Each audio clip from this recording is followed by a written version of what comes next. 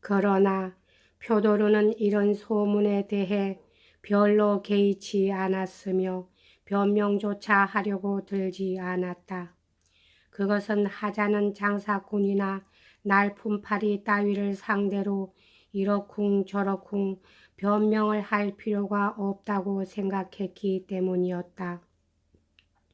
사실 그 당시 그는 몹시 거만해져서 비록 어릿광대 노릇을 하긴 하더라도 상당한 신분을 가진 관리나 귀족들이 아니면 상대조차 하지 않고 있었다.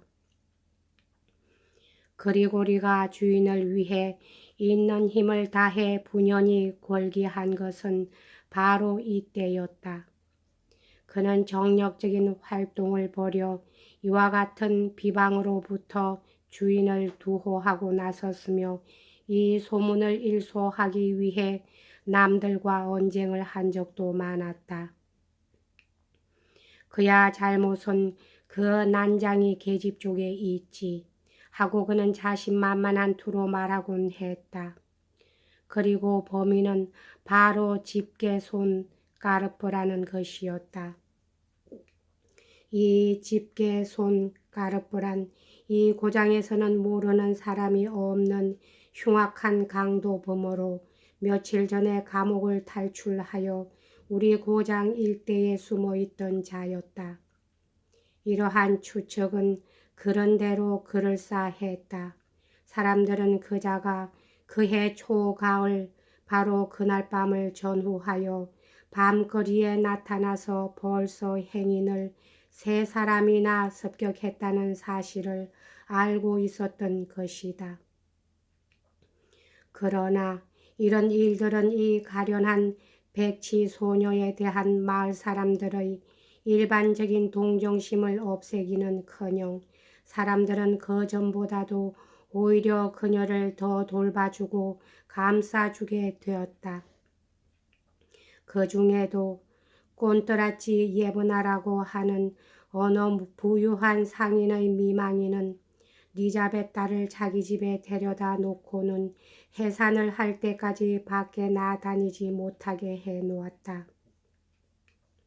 물론 그 집 사람들은 리자베타에 대해서 주의와 감시를 게을리하지 않았지만 해산을 하기 바로 전날 밤에 리자베타는 꼰떠라치 예브나의 집을 몰래 빠져나와 표도로의 집 마당에 나타났던 것이다.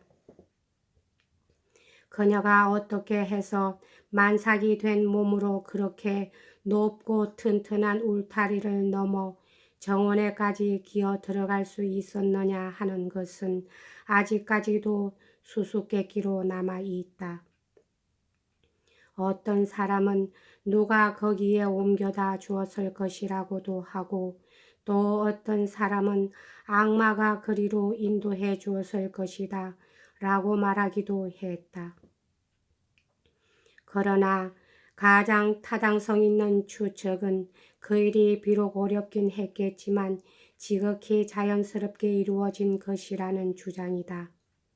즉, 리자베타는 평소에도 채소 밭에서 잠을 자기 위해 남의 집 울타리를 곧잘 넘어 다녔으니까.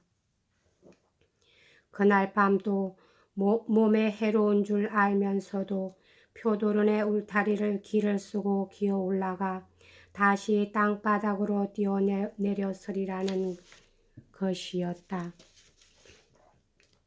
그리고리는 마르파한테 달려가 리자베타를 돌봐주라고 이루고 나서 근처에 사는 산파를 부르러 뛰어갔다. 갓난애는 목숨을 건질 수 있었으나 리자베타는 새벽녘에 결국 죽고 말았다. 그리고리는 갓난애를 안고 집으로 돌아오자 아내의 무릎 위에 아기를 얹어 주었다. 하느님의 자식인 고아는 누구에게나 친척이 되는 거요. 우리 내외에겐 더욱 그렇지. 이 아기는 마귀 새끼와 천사 같은 어머니 사이에서 태어났지만 실은 죽은 우리 아기가 자기 대신에 보내준 애요.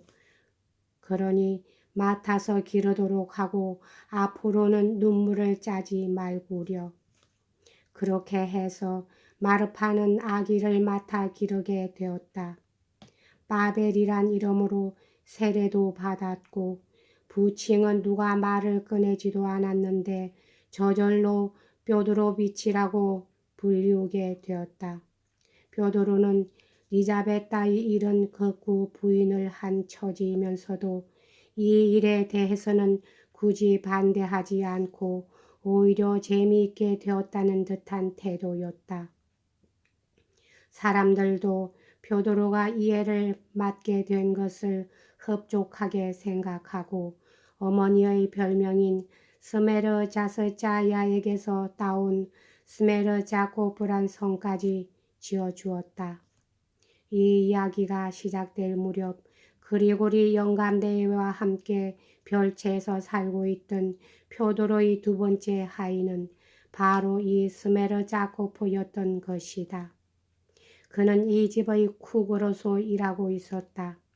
이 사내에 대해서도 몇 가지 특기해 둘 만한 것이 있긴 하지만 별로 대단치도 않은 하인들 이야기로 독자를 너무 괴롭히기도 미안한 일이거니와 또 스메르자코프에 대해서는 이야기가 진행됨에 따라 자연히 언급하게 될 것이므로 여기서는 일단 다음 이야기로 넘어가기로 하겠다. 여기까지 하겠습니다. 감사합니다.